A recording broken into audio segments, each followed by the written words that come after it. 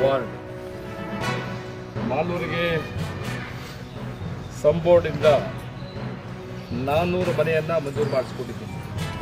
400 ಮನೆ. ಆ 400 ಮನೆಯಲ್ಲಿ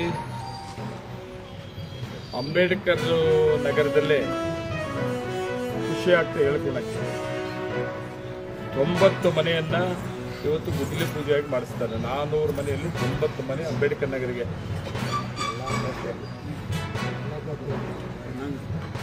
ಇನ್ನೂ 300 ಮನೆ ಉಳ್ಕೊಂಡಿದೆ. ನಾನೆಲ್ಲ ನಗರಸಭೆ ಸದಸ್ಯರಿಗೆ, ಮುಖಂಡಗಳಿಗೆ ರಿಕ್ವೆಸ್ಟ್ ಮಾಡ್ತೀನಿ, ಸರ್ಕಾರದಿಂದ ಕೊಡಿಸುತ್ತ ಜವಾಬ್ದಾರಿ ನಂದಿರ್ತದೆ. ಆದರೆ ಸ್ಥಳೀಯ ಜನಪ್ರತಿನಿಧಿಗಳು ಮತ್ತು ಅಧಿಕಾರಿಗಳು ಇದನ್ನ ಇಂಪ್ಲಿಮೆಂಟ್ ಮಾಡಿಸುತ್ತಾ ಜವಾಬ್ದಾರಿ ನಿಮ್ದಾಗಿರ್ತದೆ.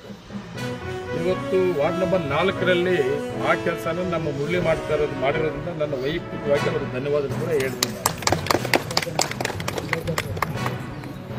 ಎಲ್ಲ ಜನಾಂಗದವ್ರಿಗೂ ಇದು ಬರೀ ರಿಸರ್ವೇಷನ್ ಅಂತಲ್ಲ, ಮತ್ತು ಗುದ್ದಲಿ ಪೂಜೆ ಕೂಡ ಇಲ್ಲೇ ಮಾಡಿಸ್ತಾ ಇದ್ದಾರೆ.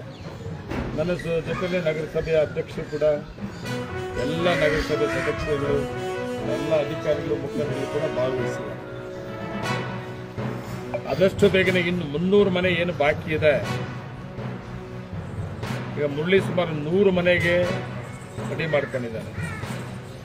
ಇನ್ನು 300 ಮನೆ ಬಾಕಿ ಇದೆ. ಇನ್ನು 300 ಮನೆ ಎಲ್ಲೆಲ್ಲಿ ಫಲಾನುಭವಿಗಳನ್ನು ದೊರಕಿಸಬೇಕು, ಈಗಾಗಲೇ ಪ್ರಾರಂಭ ಆಗಿದೆ. ಆದಷ್ಟು ಬೇಗನೆ ಅದು ಕೂಡ ಪ್ರಾರಂಭ ಮಾಡುತ್ತದೆ.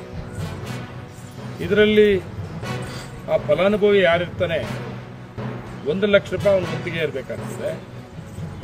ಇನ್ನು ಮತ್ತೆ ಟೋಟಲ್ ಸರ್ಕಾರದ್ದು 6 ಲಕ್ಷ ರೂಪಾಯಿ, ಒಟ್ಟು ಕಾಸ್ಟ್ ಒಂದು ಮನೆಗೆ 7 ಲಕ್ಷ ರೂಪಾಯಿ, 7 ಲಕ್ಷ ರೂಪಾಯಿ ಇರ್ತದೆ. ಇನ್ನು ಉಳಿದಿತ್ತು ಕೇಂದ್ರ ಸರ್ಕಾರ ಮತ್ತು ರಾಜ್ಯ ಸರ್ಕಾರ.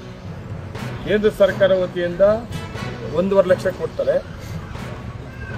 4 ವಿಡಿಯೋ ಹಿಡಿಬೇಕಾ?